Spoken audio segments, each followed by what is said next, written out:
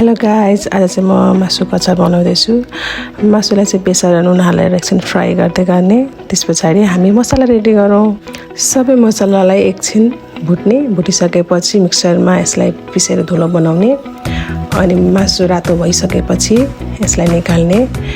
मासु निकालिसकेपछि खोर्सानी आफूलाई कतिको पिरो मनपर्छ त्यही अनुसारले पेस्ट बनाउने। अनि त्यस पछाडि अघिकै तेलमा लसुन र अदुवालाई रातो हुने गरी फुर्याउने। रातो भएर फुरिसकेपछि अघिको धुलो मसला त्यसमा हालेर एकछिन पकाउने। अनि त्यस पछाडि खोर्सानीको पेस्टलाई पनि राखेर एकछिन पकाउने। त्यस पछाडि थोरै कागती र थोरै भिनेगर हालेर एकछिन चलाउने। अनि अघि फ्राई गरेको हाम्रो मासुलाई एड गर्ने। त्यस पछाडि एकछिन पकाउने एकदम लो फ्लेममा। अनि मलाई चाहिँ तिलको दानाहरू मनपर्छ त्यही भएर मलाई थोरै हालेँ। त्यस पछाडि हाम्रो अचार रेडी भयो। अनि रेडी भएको अचार सेलिएपछि बट्टामा हालेर प्याक गर्ने।